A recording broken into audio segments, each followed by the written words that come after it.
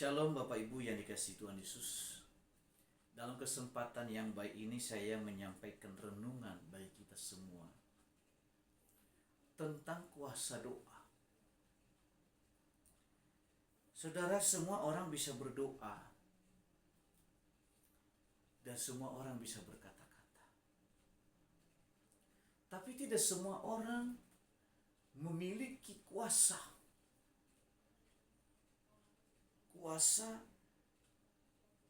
untuk mengubah keadaan ketika dia berdoa. Nah, oleh karena itu pada malam hari ini saya menyampaikan pesan firman Tuhan bagi kita untuk menjadi pegangan ke depan dan untuk kita menjadikan pedoman dan kita lakukan. Karena keadaan ini makin lama makin tidak ada kepastian. Dunia sedang ada dalam keterpurukan, baik di dalam politik, hukum, ekonomi. Yang kita lihat pada bulan Juni kemarin, perang Iran, Israel, dan Amerika. Dan beberapa tahun yang lalu, perang Rusia dengan Ukraina. Dan dampak dari kejadian itu, maka terjadilah gelombang krisis ekonomi melanda dunia. Saudara yang kasih Tuhan, dan krisis ekonomi itu, meskipun Anda sebagai anak Tuhan, bukan berarti Anda luput dari masalah, luput dari pergumulan dampak krisis ekonomi yang melanda dunia. Oleh karena itu, kita perlu belajar malam ini tentang kuasa doa. Saudara yang kasih Tuhan, saya bacakan firman Tuhan dalam Roma 8 ayat 26. Demikian juga Roh membantu kita dalam kelemahan kita. Sebab kita tidak tahu bagaimana sebenarnya harus berdoa. Tetapi Roh sendiri berdoa untuk kita kepada Allah dengan keluhan-keluhan yang tidak terucapkan. Dan Allah yang menyelidikin hati nurani mengetahui maksud Roh itu, yaitu bahwa Ia sesuai dengan kehendak Allah berdoa untuk orang-orang kudus. Saudara yang kasih Tuhan, Roh Kudus ini membantu kita untuk berdoa, menyampaikan keluhan-keluhan yang tidak terucapkan. Nah, oleh karena itu, hari ini tema kita ini kuasa doa. Nah, untuk memiliki kuasa ketika kita berdoa, dan kuasa doa itu kita melihat mujizat. Mujizat yang tidak mungkin menurut pandangan kita, menurut penglihatan mata jasmani kita. Maka dari itu yang pertama yang kita harus perlukan adalah kita harus dipenuhi oleh Roh Kudus. Saudara, salah satu ciri orang yang penuh dengan Roh Kudus, yang dibaptis oleh Roh Kudus, adalah dia berbahasa roh. Berbahasa roh. Dan yang kedua, selain dia berbahasa roh, hidupnya berubah. Saya percaya ketika seseorang bertobat di umur 50 tahun, ketika dia bertobat umur 50 tahun, hanya dalam waktu 1 bulan, saya percaya karakternya yang sudah 50 tahun berjalan, itu tidak mudah untuk berubah.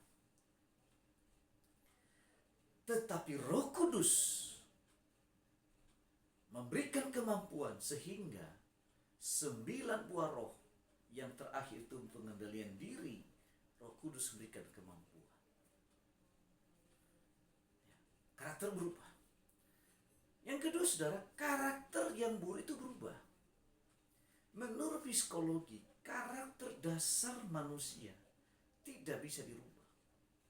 Itu menurut psikologi.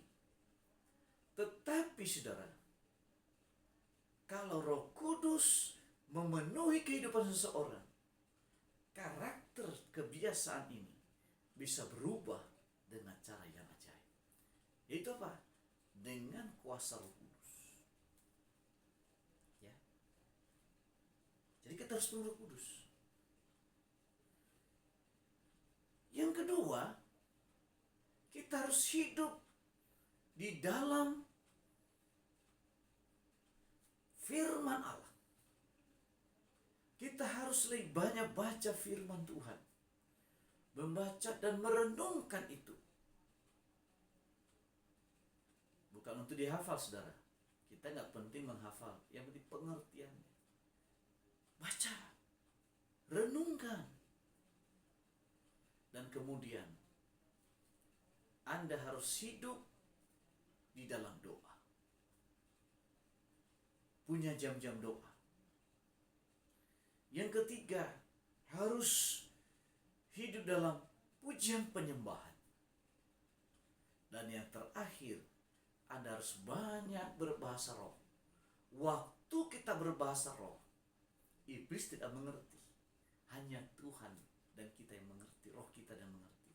Jadi waktu kita berbahasa roh, maka roh Allah dalam diri kita itu makin berkembang, makin berkobar. Ketika berkobar itu, maka dia menerobos jiwa kita dan kemudian menerobos tubuh ini. Karena roh kita itu dibungkus oleh jiwa dan jiwa kita dibungkus oleh tubuh. Nah, waktu kita berbahasa roh, maka seperti kita merebus kacang merah atau jagung, kita memanaskan itu air sehingga pecah itu jagung, maka dia berkembang. Nah, ketika roh kita hidupkan, kita panaskan dengan berbahasa roh, maka roh kita ini, roh Allah dalam diri kita ini bangkit dan bermanifestasi. Lalu roh yang dalam diri kita ini bekerja sama dengan Roh Kudus. Kemudian roh itu menyampaikan keluhan-keluhan kita, sehingga doa kita yang tidak mungkin menjadi mungkin. Sehingga saudara, ada tanda-tanda yang menyertai. Ada mujizat-mujizat yang tidak pernah terbayangkan sebelumnya. Karena Allah yang menyertai. Karena Allah yang memberikan kuasa kepada kita melalui Roh Kudus. Saudara, mungkin Anda terbatas dalam kepintaran, atau mungkin Anda lahir dengan IQ yang rendah. Tapi pada waktu Anda dipenuhi Roh Kudus, Anda juga kemudian senang membaca firman, senang hidup dalam doa pujian penyembahan. Sebodoh apapun Anda, Tuhan bisa mengubah Anda menjadi luar biasa. Di mana kita diubah dalam hadirat Tuhan. Karena ketika Roh Kudus turun atas kita, artinya pribadi Allah tinggal di dalam kita dan kita tinggal dalam Dia. Maka ke segala hikmat, kebijaksanaan, pengertian dianugerahkan kepada kita semuanya. Sehingga ada tanda-tanda heran, ada mujizat-mujizat yang menyertai kita semuanya. Dan saya percaya ke depan kita akan melihat apa yang orang lain lihat dan apa yang orang lain tidak bisa rasakan, kita bisa merasakannya. Karena Roh Kudus menolong kita menyampaikan keluhan-keluhan kita yang tidak terucapkan kepada Allah. Oleh karena itu, jangan jemu-jemu membangun hubungan dengan Tuhan, dan juga jangan berhenti berbahasa roh. Terus berbahasa roh sampai engkau masuk dalam sebuah dimensi ilahi, dimensi kuasa, dimensi mujizat-mujizat yang luar biasa. Demikian renungan malam ini saya sampaikan. Tuhan berkati. Shalom.